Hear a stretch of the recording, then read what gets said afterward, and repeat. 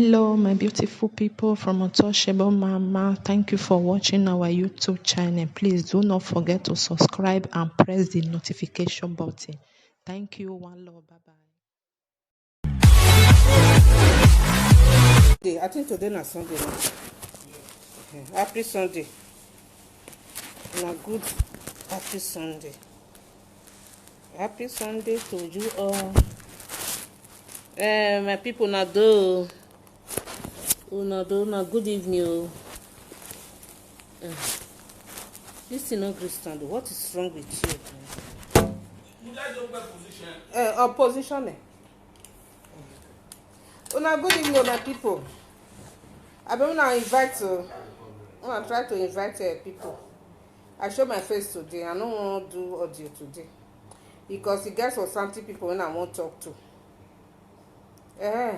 Waiting. I want which person I want first of all talk to first.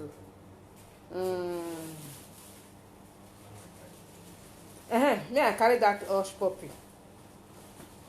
Hush Puppy and Abakari. Me I talk to. If I not talk to for this kind of matter now, be like say e no go rhyme. They'll say just go sit down. Hush Puppy matter will just come past like that. All I don't think be that far. Me I not come put my mouth. What cause that? What did they cause that kind of thing? I must talk put. If I not talk put, it no go good.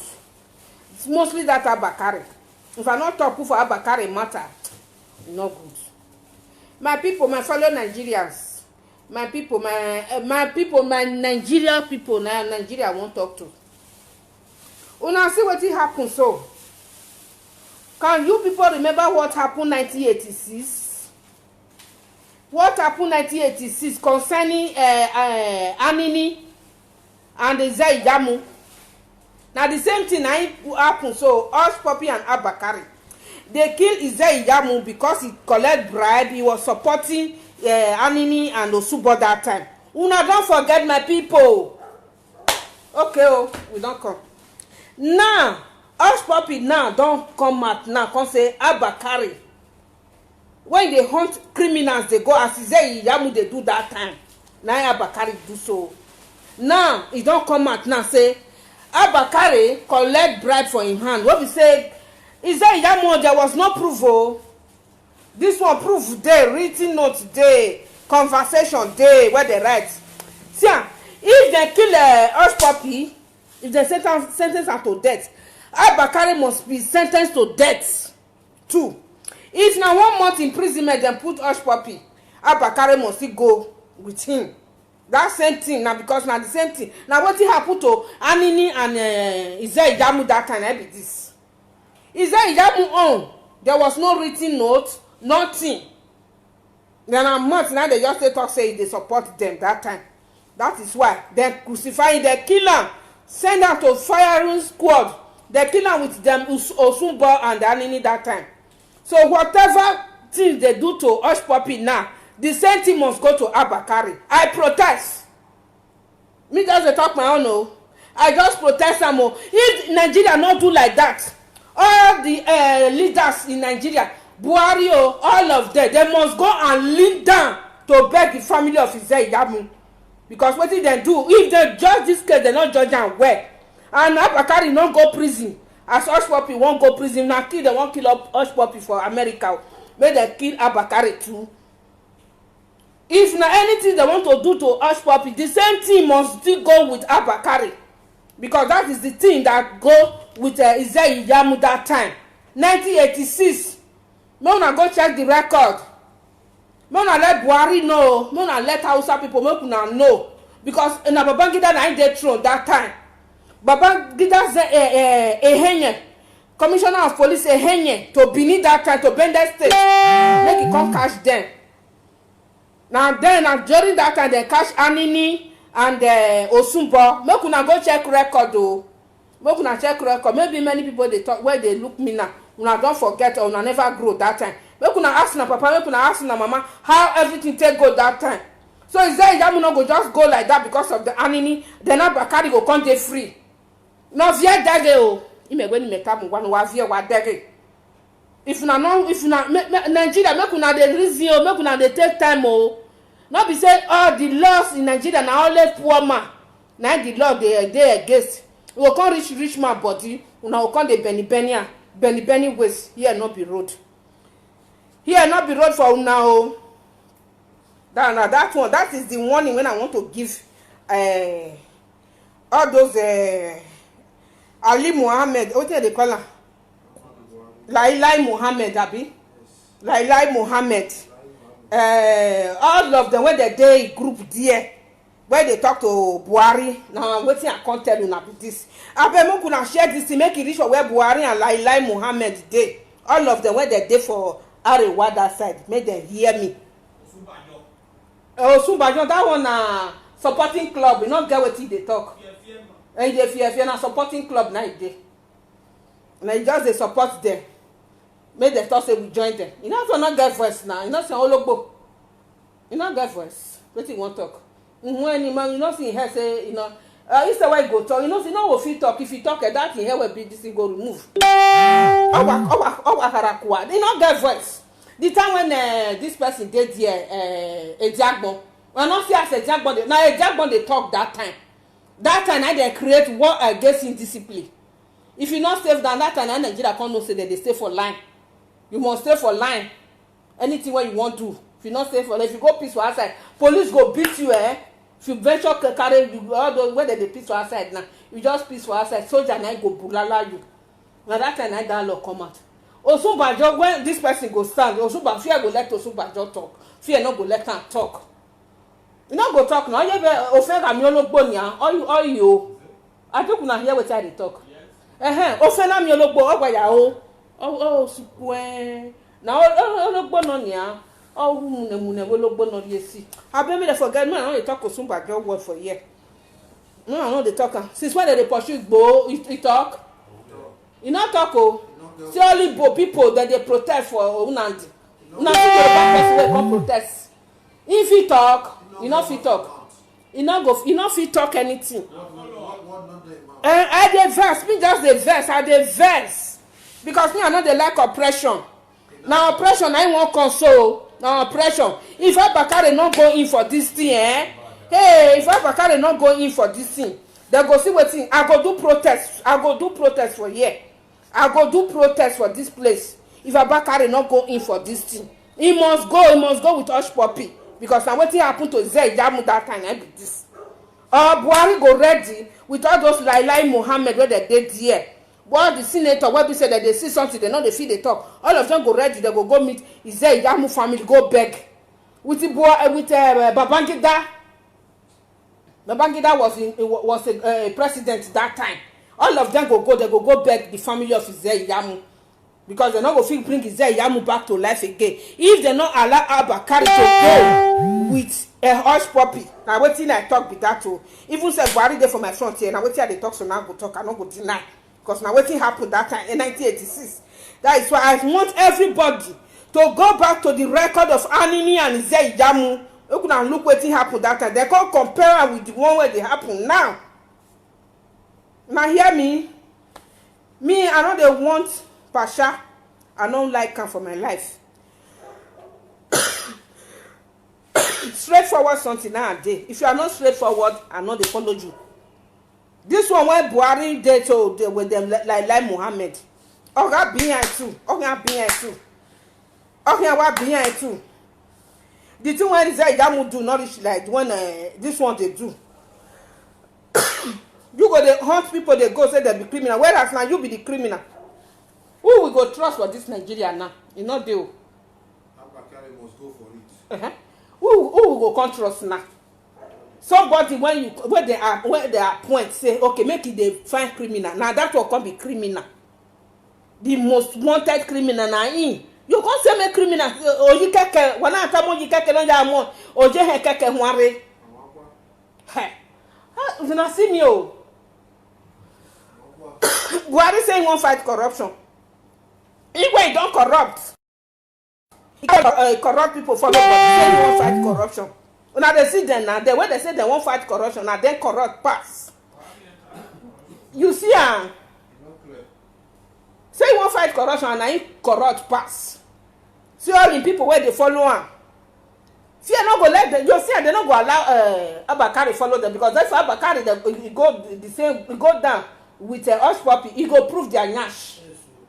Many people go must involve, and if they not do hell, the spirit of Izai Ijamu go call Buhari, go call Eli Mohammed, he go call us when God that do that one, that mago because una kill Izai Ijamu join Anini that time. Said Anini was a notorious criminal. Waiting Hush Puppy do now. So that time they say Izai Ijamu, now they give Annie and they support and they collect bribe for their hand. That is the reason why they kill and they crucify him, join Anini. They send them to firing squad. Now, Hush Puppy don't come out now say he give how many million say he give Abakari. Now don't they correct. Now big money will give am. I don't even forget. I remember yesterday.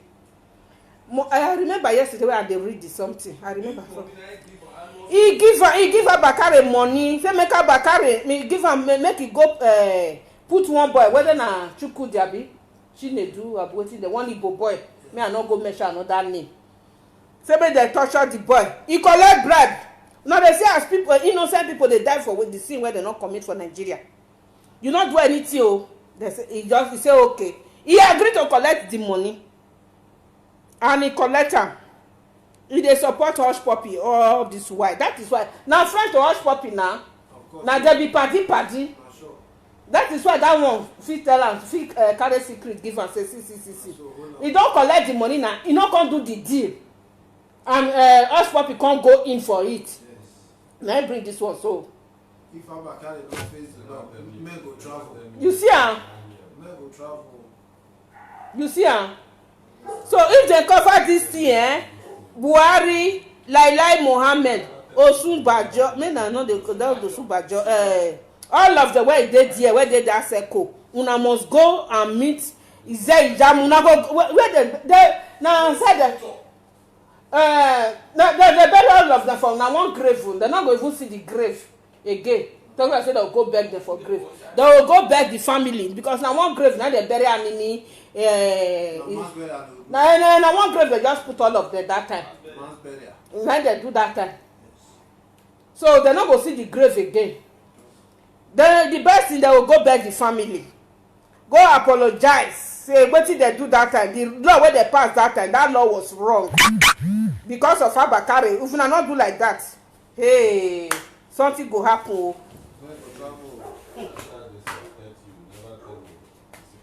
Something go happen. The thing will go happen, I not go believe am. I not go believe am. So now that one I be for the Hush Puppy and Abakari. Me I can't talk of Suleiman. Come sit down for here. May I talk to you? Open your ear. Make I talk to you. What did they do yourself? You say if person won't come, if person want to make social media, Facebook, if person won't talk to you, they won't use your name. Make the first of all come meet you. Make they give you money. The time when you carry El-Rufai come outside, when you they talk to El-Rufai, when you they curse El-Rufai, when you wash El-Rufai for social media, how much you go give them? And they ask you, Suleiman, where your mouth long mouth. The time when you they talk to El-Rufai, when you they watch El-Rufai, this, that, the El-Rufai like this, El-Rufai this, how much you give El-Rufai? How much you give him? Suleiman, long mouth, no kind of bomb. How much you give El-Rufai? You know where, Suleiman? Egbe mu.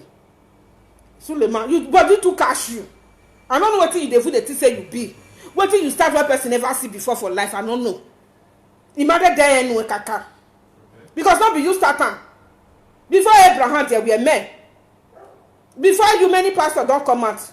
Not be here in the house at day. Now in the house and I cause all this problem. One of na carry put for her so. Now the house and I start to they do miracle. Now I show na say, now I teach you na how miracle they tell they happen. When the house are down of na come pick up. Now the house are sickness, now they worry na so. You hear? You say they do miracle, say money, you they do miracle money. Tell your people make they not go work. money go fall come from heaven. That song where they sing say do better thing na money dey come. Money no dey fall come from heaven. Na better thing na money. If you dey teach your people make dem not work, make dem not go do work, make you sit down there, make you say they do miracle money. Na so you talk that they say na so one boy dey for toilet for France, he can't go bust out for Germany, and that boy say na lie o. He say na you with an padi before una dey smoke igbo together. He say he just reason na he just call you. Say when you just smoke igbo finish, then he just call you say he just smoke igbo. As he just smoke igbo finish na he just enter toilet, he just dey assume say he dey for Germany. Now you carry am come outside, come take am do miracle. Say oh, you don't do miracle. You pray for one of your boy, and not be your boy. The man come outside say he not be your boy. You with an party where they smoke igbo before. So now because of that one, now you reason. You just reason and he can't call you, he can't tell you. Say as now they do before. Now you sit and talk to you. Then you can't carry and come take and do miracle. Say you pray for somebody, go come out. Like you're like too much. A super color. You're like too much. You hear? You say my person confess of all give you money first before you go come talk of you for social media. The time when you dey talk to TB Joshua, when he said synagogue is too small. See, TB Joshua is too small. When you dey talk like that time, how much you give TB Joshua before you come out? Na hii na so bia so na die do man je bi ere ni ka gbele ngbe nu upo we no tani we ya salo sale mani ka o me he gwe gwa no we gwa se na do gwe gwa. What is wrong with you, Suleiman? You dey count yourself the John man of God.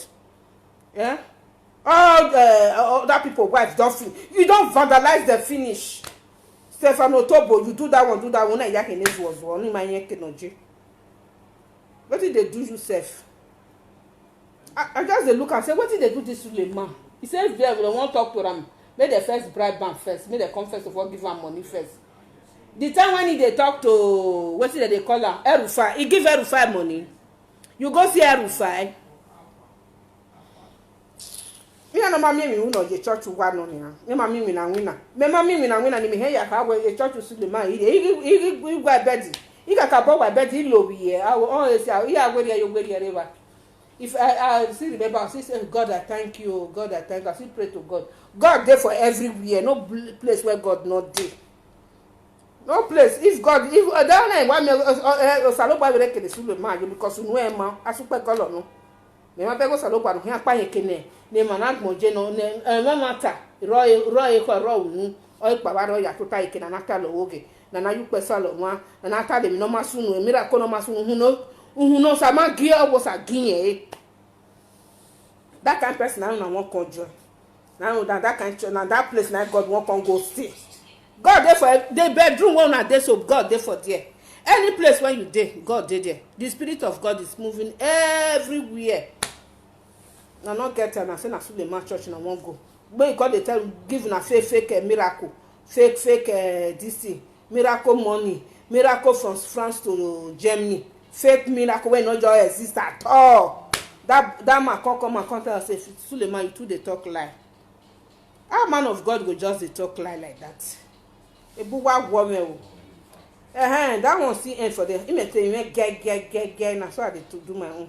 So this woman when he asked for help for Morocco, that Ijomomo where get 2 children.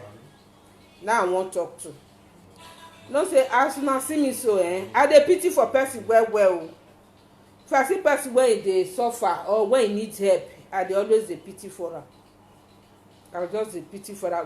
That day when I check the video, when I look the video when they talk, I not pity for the one when they talk. Those 2 children now I just dey feel for. Tears come out for my eye. See am. What you put to your leg? When?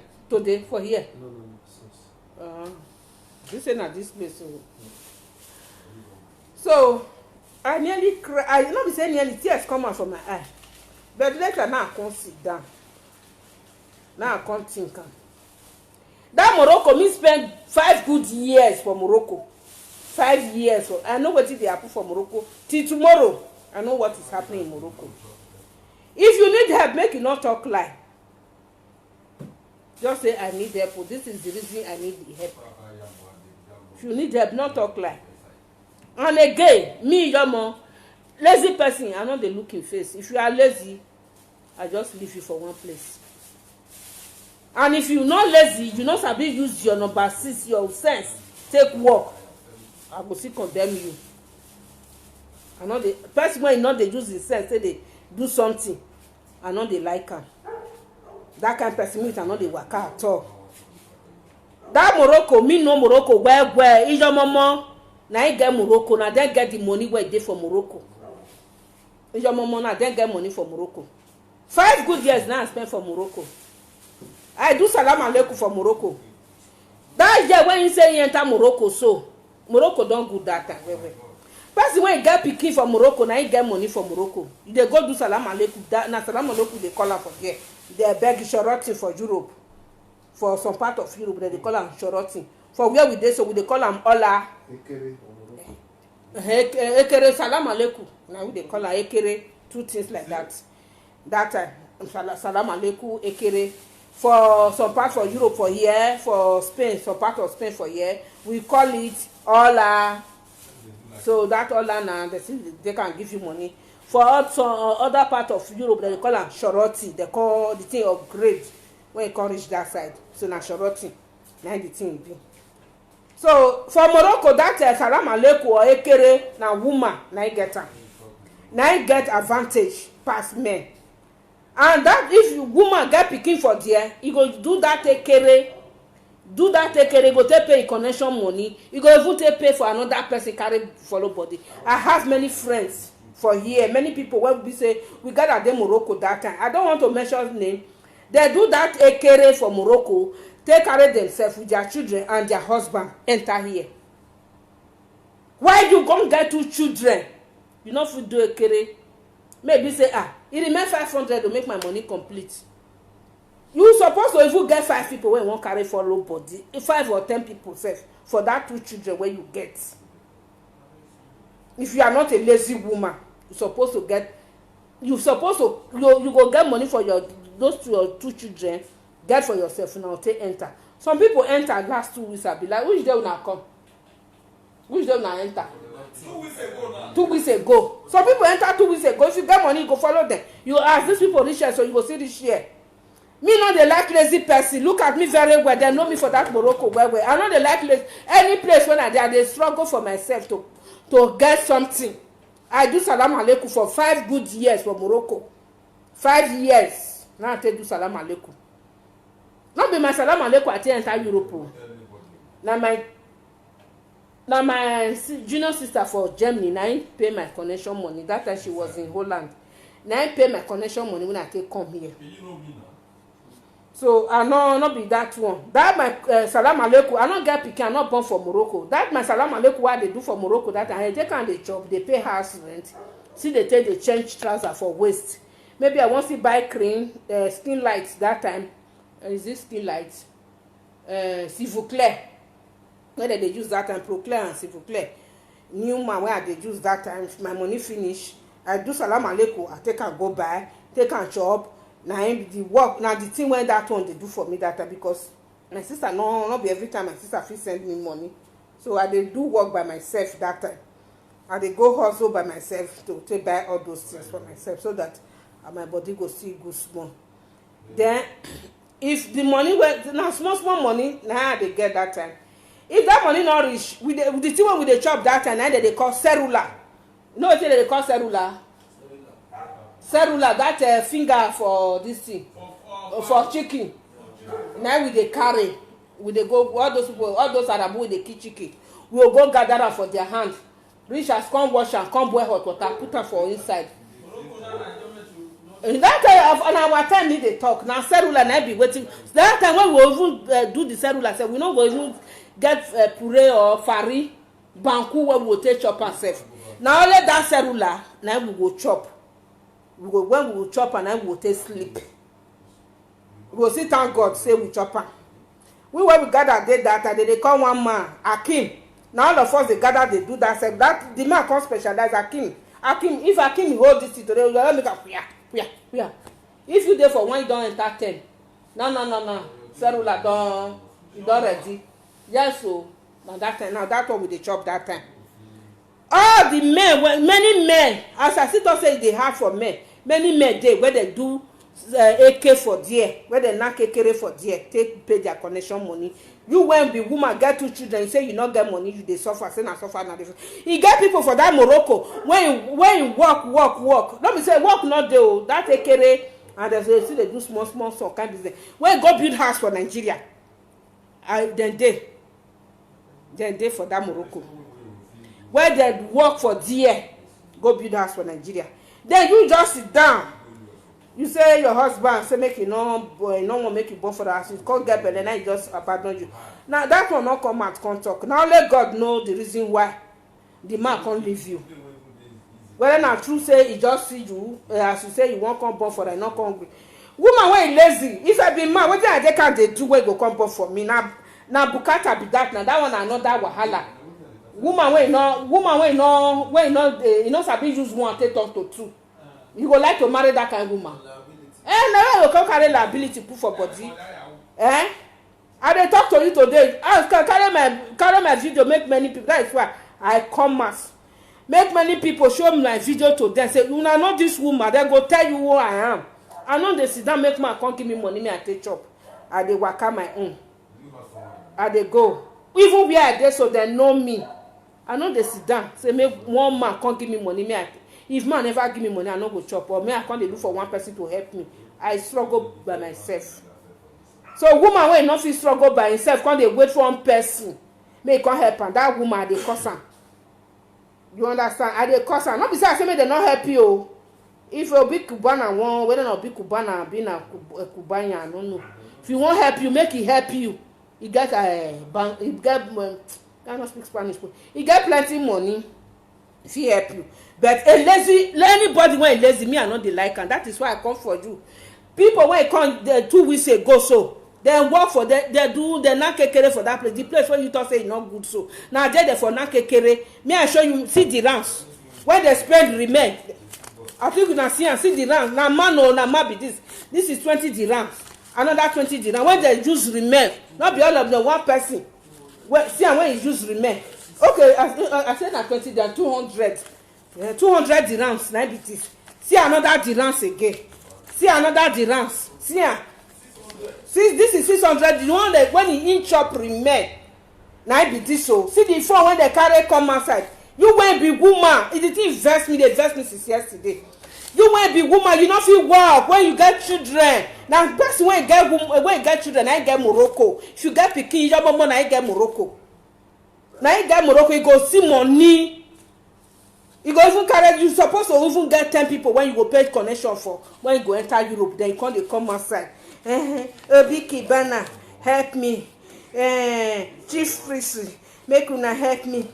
Now those children are just pity for because they are innocent. They don't know say na lazy mother wey no get number 6. You no fit use the number 6 IQ take do something. You no fit.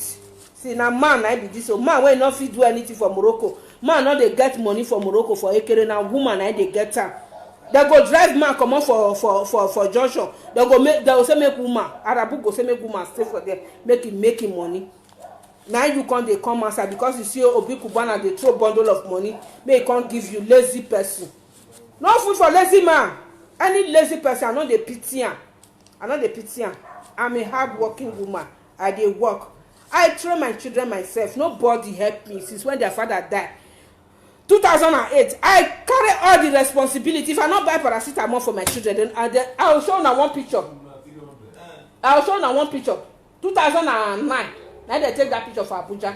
The time my children go they go do interview for United Nations. Then do that interview 3 days now they bomb there. My children still there for Abuja where they bomb United Nations that time. I take full responsibility of my children. I not wait for anybody. 3 children, only me one. I go pay house rent for Benin. I go pay for Abuja. I go buy on that. I go send them money for food. If they not well, nobody go buy paracetamol for my children. If I even send money through my sister, said they go dey vex. They go dey vex, they do face like this. For my own money, oh, not be say I say make they help me, make they borrow me. For my own money. Let it be that one. Abiom no maye plenty. What cost that?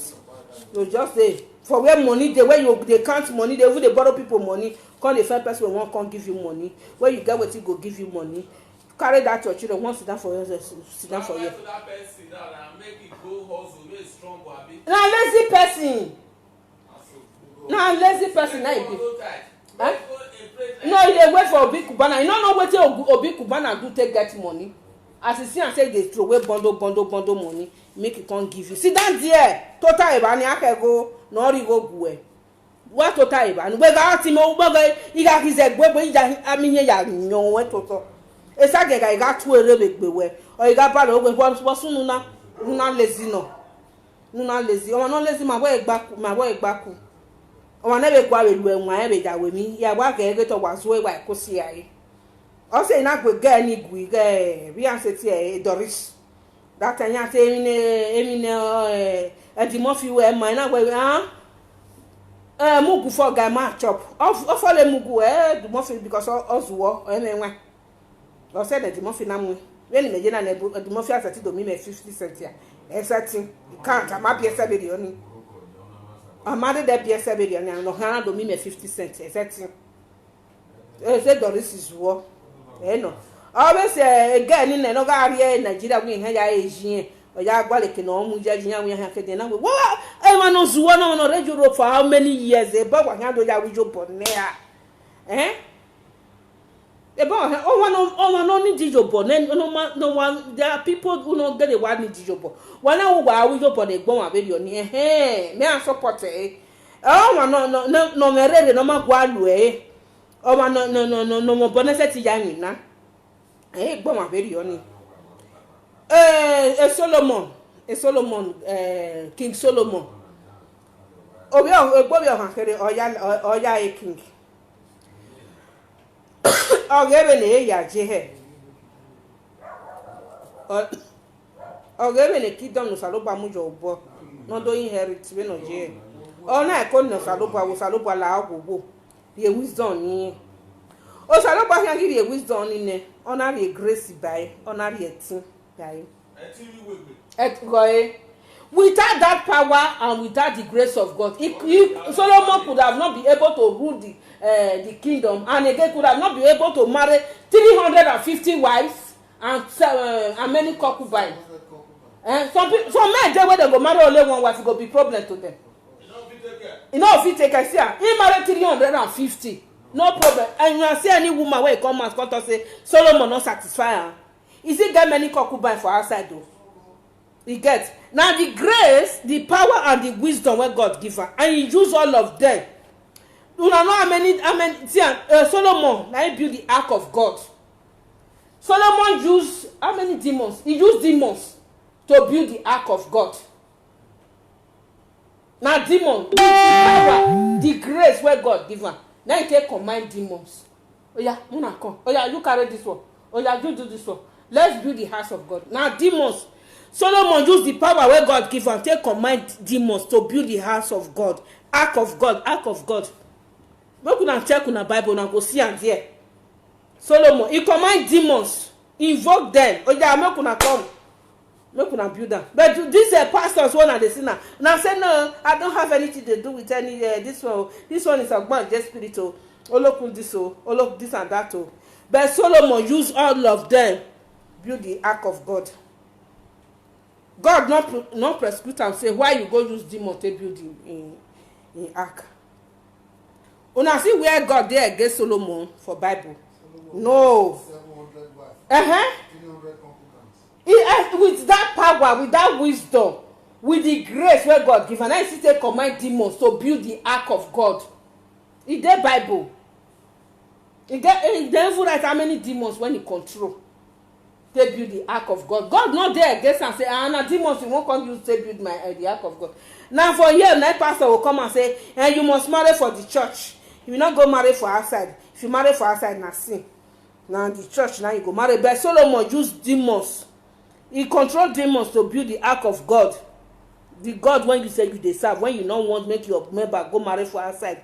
na demons na Solomon use carry journal tell them oya you carry nail oya you carry sand oya demon of this one do this one. He use all of them to build the ark of God. Which one are they? Now go they condemn this, condemn that, condemn the other one. No go this one, not be this one. The day when me no say TB Joshua they do wayo eh. The day when I know, you can't get one video they do one day. The person in with his brother na come. That one say him brother na yahoo person. If him money, him brother just see money, the money just reach his hand. The spirit of Ogun and Olokun dey worry the boy. He go scatter the money for his hand. Now TB Joshua just carry say, hey, just put the something where they put for their body as he take the hand put hand. Then the boy start to, yes, Ogun reason, Olokun reason. Yes, I don't want this boy to prosper. I am no good reason. I say, hey, why you worry? No. They not be all good reason for you. We should call be all good reason or good reason for this one. Now that they now say why you there for this thing. You know, why you wanna here? Why you wanna here? We should call be a good reason, all good reason for inside. Our pastor now we want to obey. Feki. Suleiman I be number 1. That one they do miracle money where people they dey for Germany for France go enter Germany. Suleiman number 1. Okwo ni daosa si yoto. O wa kona. Cause daosa mo ela jan when gwaga we fake. Another one I don't remember. I want come one all of now. He will say we are here tell me na ya mo pia yoto o. Wetin I go carry o me I tell one these people. Ugbo pere bana ni amugbiyan hu. I don't want to see anybody again. I don't want to see anybody again. When go come out. Now so in dream see TB Joshua. Now say TB Joshua dey pursue am o. Now so since when TB Joshua then now so they call the dream they see TB Joshuna. Una know the dream make una one Suleiman. Na TB Joshua now they will see. Hey, now so the dream see TB Joshua. If I hear enough na so na dream see TB Joshua again. You say we are here tell me na iba mo agege wa yoto. No what time iba here. Wa de gbe ka we mi na mi e TB Joshua do gwe I will just cut your neck. TB Joshua. Hey, I see TB Joshua. And I saw Angel carry TB Joshua go everywhere. Now so this one carry TB Joshua. I see TB Joshua for here. I see the TB Joshua that will egbe mangi yokuwa. Now so I see TB. Man, I don't want to hear all those fake dream. One of the dream they come outside. Because it doesn't say now see TB Joshua. I don't want to hear that from my mouth. They give them This one. No one man. You were saying that egbe time when you meet TB Joshua. I'll just do one like this. Iwa fia. Who are here? Iwa here kan hokwa. Oge ya tania. Oge nania. Don't say their dreams here. Now say TB Joshua tell. You don't see one be issue one day. Obi abugwa. Now so he just come out oh.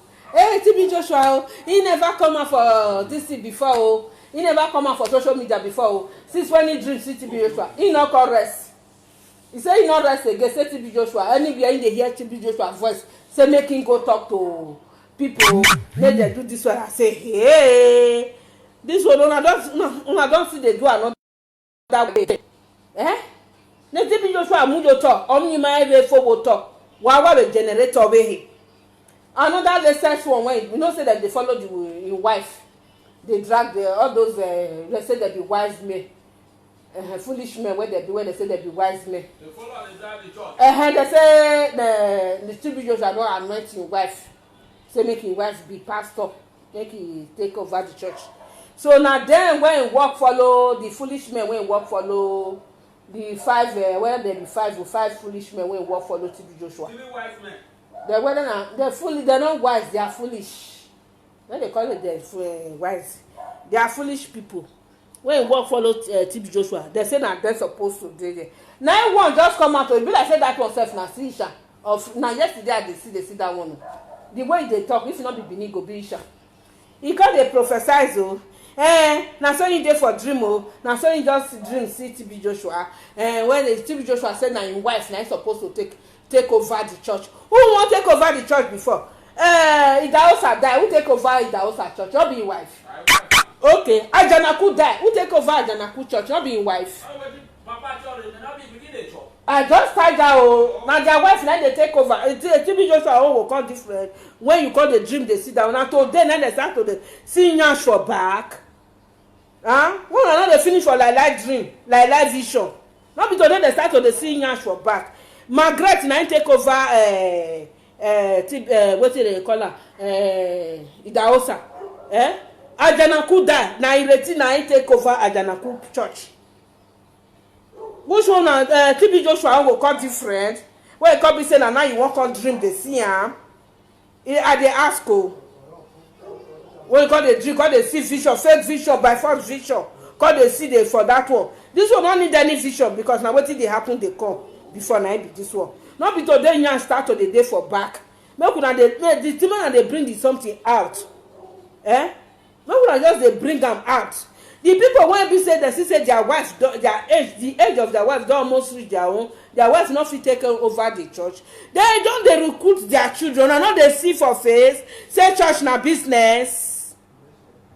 Una no dey see them until they go carry una make them. I don't know as I want to talk to una. I don't know as I want to talk to. I don't know as una go take no say church na business. Idahosa die, him wife take over. Ajanaku die, him wife take over. So TB Joshua own go come different. No go different because yansh don dey for back 10. So now she supposed to take over the church. Go dey go. He anoint am o, he no anoint am o. The covenant when TB Joshua get with the demons when they open the church, if she can still control that, if she can accept or she can still make another covenant with those the people when TB Joshua make covenant with, she can carry on. If only she cannot if she cannot make the covenant, it's only that time that the something go fit spoil. If she know she can carry on, she carry on. Now don't take. Make una not for make una go find una own. Make una sit down there. Make una sit down there. Make una dey look like dog there. Now so una be now una no be wise men. Una be foolish men. 3 foolish men. One wey work follow TB Joshua now dey talk so. Make una not go find una church. Una see say TB Joshua get one person when him work follow before he come open his own church. They there be dependent for there. Don't go and start your own. Just stay there. They look. Mumude. Stay sit down there. Make you dey wait. Make TB Joshua wife comot. Make you see all those synagogue, all of them.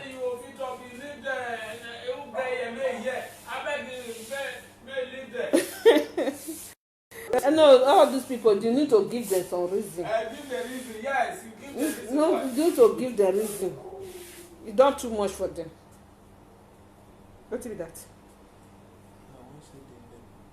Okay, my name. Niger Mom, very simple.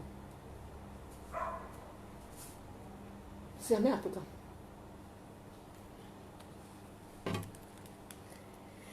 My people.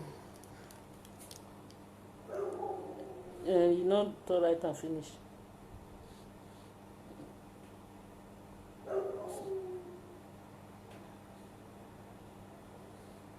And I do this. Okay.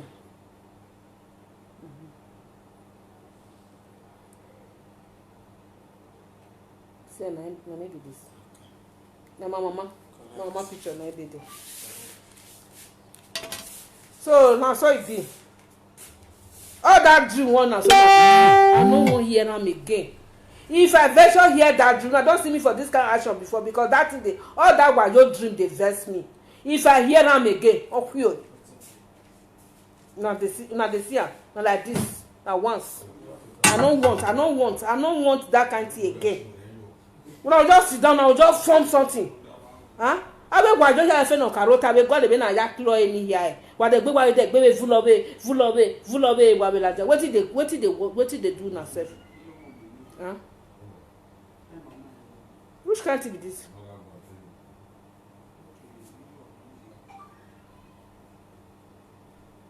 Now somebody like una na make me dey come out because una be fool. Na no know anything. Now somebody like una na make me dey come out. Me I call dey tell una. Because you don't know your left, you don't know your right. Jesus Christ don run live una sef. Make me come talk my own dream wetin Jesus Christ tell me. Jesus Christ say he don run live una because now they use bad mind take dey call Jesus. He don run live una. That blood of Jesus. He say in power no dey there again. Now just dey call empty hand. Somebody like you now.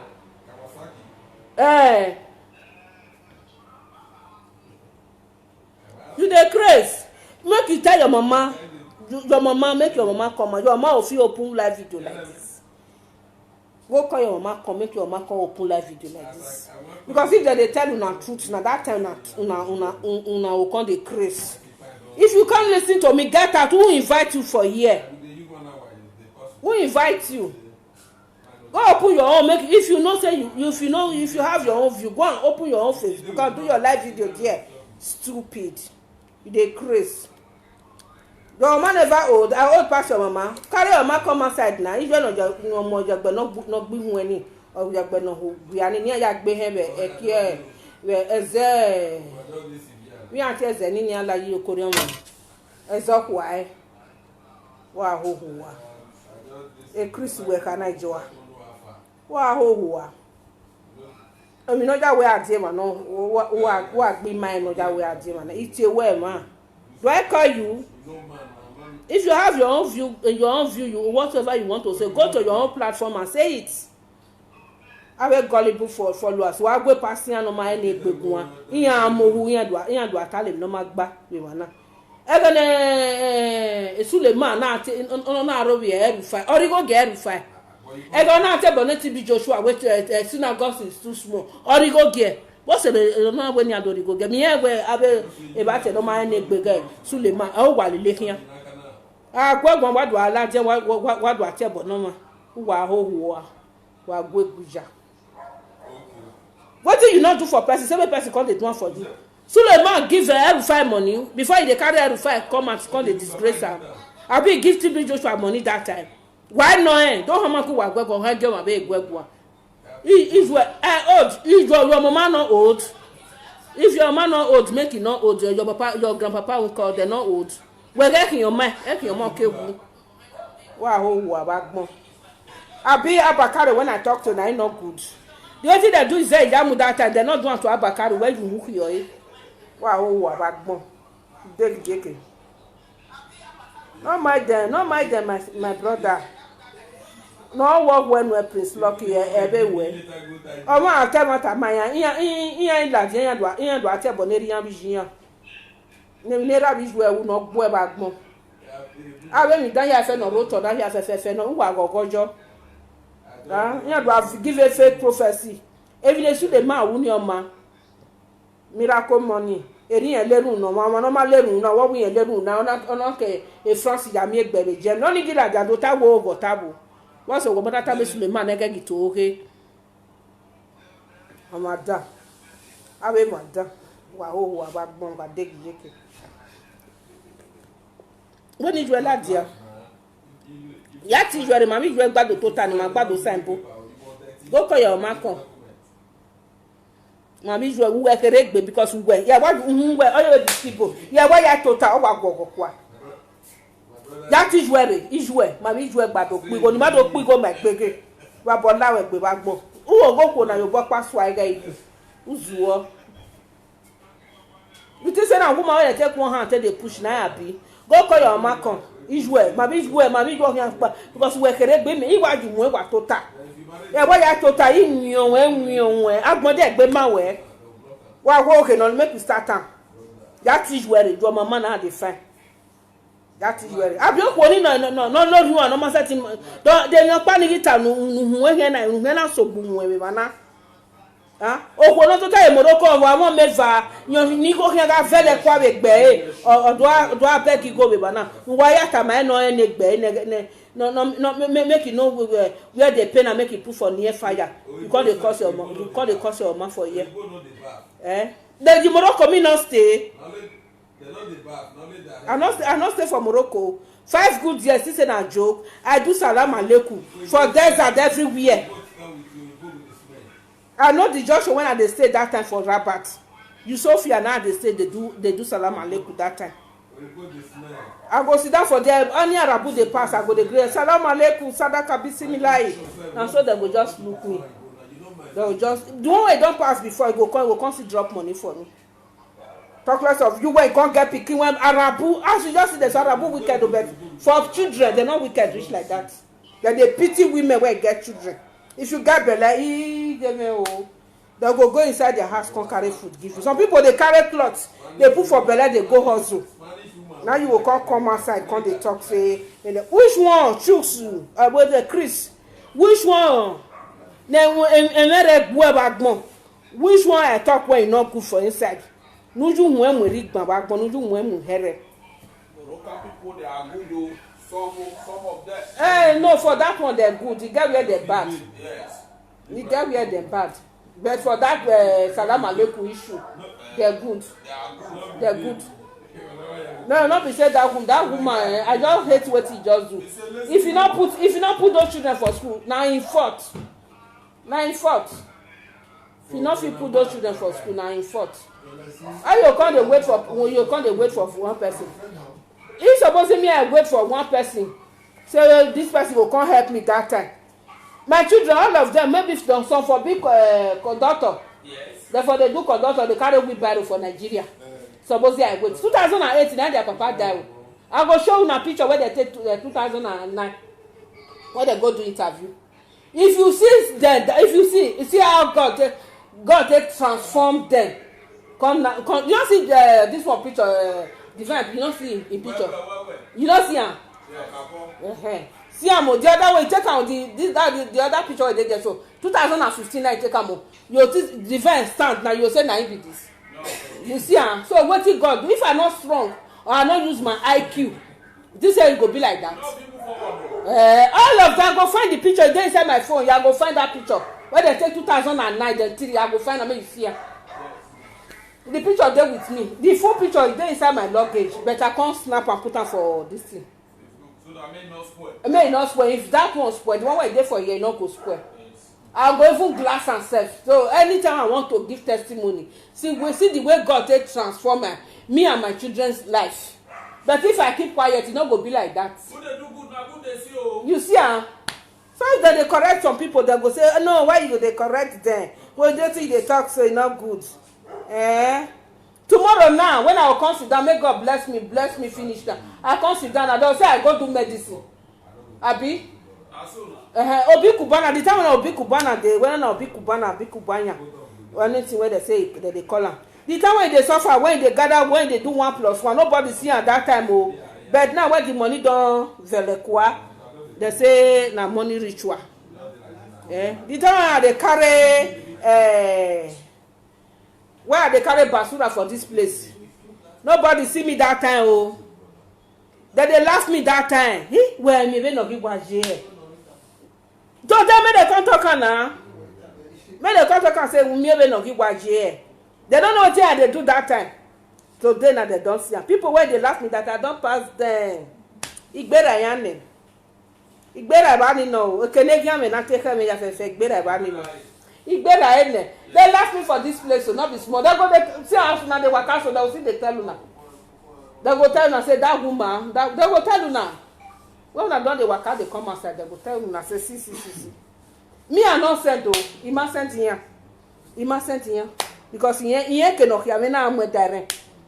He may be when you're moving. In a quiet. He might go wrong pass. I'm your board. No, I don't job on me. Everything you time. No lads, I don't know. If common paracetamol, they not feedback for my children. Benny man has sent it go ne. Me I said nobody. You go ni ba akuya o eti ya go ni o yan go carry go re. Iji ya me go carry go re. You dey send go give me. So now so it be. Wow, when you are try to correct some people, they go say no. Choose when I not be choose a Chris. Take your time. Down me ge. Wa down me go no go. Eyan go emi ya no ba kokko so. Ona swear oga swear na o ebe no je. O pa ya o body. Oga ri go zuja ven go gbe. If you try me, if you dey talk to anybody anyhow, if you talk to me, one touch, you know. You got money see you got money with DJ. radical ijomo ife. Ijomo no me swag. Oh, oga swag ibugbe. Babe man ni swag ibugbe. Ginger. Ginger. Ginger say ginger me wa ginger.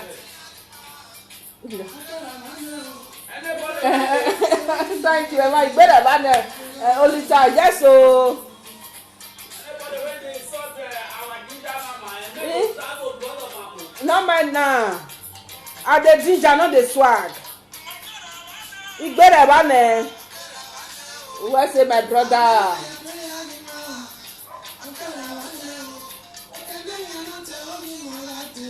Make better than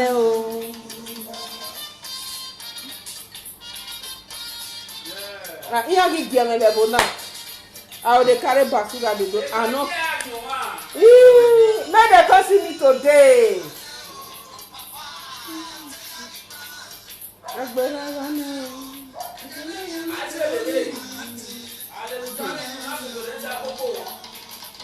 I think I want the happy my go nobody. I said many people in the just they look like this. Me myself, I dey surprise for myself. I dey surprise. I say, now so God be. Now so God be. If God wan transform your life, all this one I just see. 3 years time to come on go say everything don change. Everything go change. You say go come look and say, the God wey do my own, you see their life, he go do my own. You see am. So far they call well one. Gwale mi dan da biere. So na so it. Eri me igiyan. 2014. If you see the way they laugh me for a year, God won't come crown everything. He can't carry my children come. People where they talk, you know what they talk? The time when no say now last night the senior will come. Then the other one day for Victoria with his wife. So that time, that 2015 where they come, I can't. If anybody, you know anxiety now. Anybody says, my children come, oh God just help me, oh they bring my children for me, oh my children don't come, oh see. So you can't get one of my friend. Now me see help him for here, oh. I help him for Morocco. It's because of me now he come here. He say, me I not call him. He say in here for people more say my children. I say, oh, may you no vex. No vex, oh. I no come know who I talk to or who I not talk again. Make you no vex. He say where they come tell him. Now somebody now come tell am me I supposed to even call am ask me with her day now say make you no vex. He say they come tell am now they come tell am say you no know am. Pia now only he dey for here. He no come meet everybody for here. They give am paper carry him children come do this one only he one. As on talk we are. Pia. Ina go okay ina we rin aka mo we ru wa bi agbata my boy ina we ben we ile sike message somebody can't tell you that kind of word wetin you can't reply you is near me you know me Your mother dey say well no be you sabi you know how to cook now let your mother dey say wait now say wetin you can talk I say it's na me na they talk your word for like that I say I go fight for your back. You not get anything when you say no get. So which means now 12 now talk. Hey sister, now because of this one, I know they like to talk to you. Person tell you something now, you just change that. I say now me say I change that. If now you they can't talk your word for me. You know how many times I don't fight for your back. Why you not fit cause the person? Why you not fit cause the person? You can't say, you no go talk to me anything where they talk about me, no go tell me again. And so you can't take cover. Now I can't tell us. One day I can't tell us say, come on. If now wish I take do everything, maybe you say go chop that kind of wish. If now babalawo I waka go follow that babalawo. If na pastor pray for me, go meet pastor make he pray for you. But me I no meet any pastor. I know if you talk say I meet. There is no pastor pray for me. Oh, na me pray by myself. I cry to God. na your heart desire I go here. See, the day when you know say if you get some kind of when you dey pray when God go answer your prayer. I think una no get sick. You get worried if I wait there for get sick. 2003 that time I faced deportation for Morocco, not be small time. Now that 2003 now he moved here, carry gun from Spain here, enter Morocco where they come fight, where they kill people. Benin and Ishan people Afesan rock with Benin, now he get problem. Then Igbo people come to say make Benin rock, make they allow Ishan people get their own. You understand? Now he fight called boss for Kakadu, for Valley. They kill people. Now so they take deport everybody. I faced deportation more than 6 times for that year. So when I come that river where they for that Gesif, so we did there. We just put one of under one tree there, and we sleep. That day I come sit down on top of the river. I cry. Say as I will just leave my children, just come they suffer, yeah, suffer for a year. Wetin I dey do so? I can't cry. Now that day, I no go talk like oh. Now that day, now I cry. I say God. I say God of Celestia. If really you are God, Answer my prayer. Answer my prayer. Anything concerning deportation, I no want to see am for my life again. And I no want go back, go Nigeria. May I go back home? Come they tell the story. Say now so when I was in Morocco, I do this. Let me go to Europe. That promised land. Make I go Europe. May I go they talk the story. Let me be like Joshua, not Moses. Matthew 7:7. As it shall be given unto you. See, I can't pray for there. Can't pray. I say the God of Celestia. If really there is God in Celestia, I say answer me today. I cry. That was the last day. Police. I know if police that before I leave Morocco, police not touch me again. And at the critical time, let me tell you enter. Police go pass me, go carry person when near me. He not go touch me. You go be like say they not see me. Could you believe when they do evacuation, they burst houses, they go. Only our house for that Takadu. Now police no enter. People they run for their house. They go enter our house. Police go see they say they enter. Police not go pursue them. Say people where they see. Some people they take points. Ordinary boss and now they take run come. One boy they cause as Igbo, he come. You know, as police bust their house, now he run come. Now me open door for him. He enter. Prayer when I pray 2003. God, I go to Tabush, they carry people. Jagan, they know they touch me. Police go just pass me, I will call the look. They go carry person where they carry person everywhere. I call the look. They know. It got time when I even want the police carry me. Say police not carry me. Now me use my leg from Suta Bush go back. Police not carry me. You see am? So it gets sometimes when you go dey pray, God go answer your prayer. You know me say pastor go come pray for you before God go answer your prayer. Anywhere you dey, so far make your heart clean. God go answer your prayer. And so God dey answer my own prayer. Till now, God dey answer my prayer. And what do you believe? Not be say na this thing. But people wey they don't know, they'll say, if they do medicine, oh, you don't know say na witch, na that, na lie. Person when they wake up for night, they pray. For money, I dey waka for road, I dey pray because I know say I not get help. I not get person. I get mama that time, I get papa. I not get who go help me unless I do by myself. Now God take dey help me. But when I come do all those things, one person won't come use man come take dey spoil me. No here. Don't know me by like this Chris. You there for here, I'll find you now. Ask them. I'll go wait you for road. I'll wait you for road. Yeah, see. You too small, self. Call your mama come. Make me and your man face. Do like this. Good evening, my sister, Rosaline. Kojo. But baby, whoa, me and head down like this.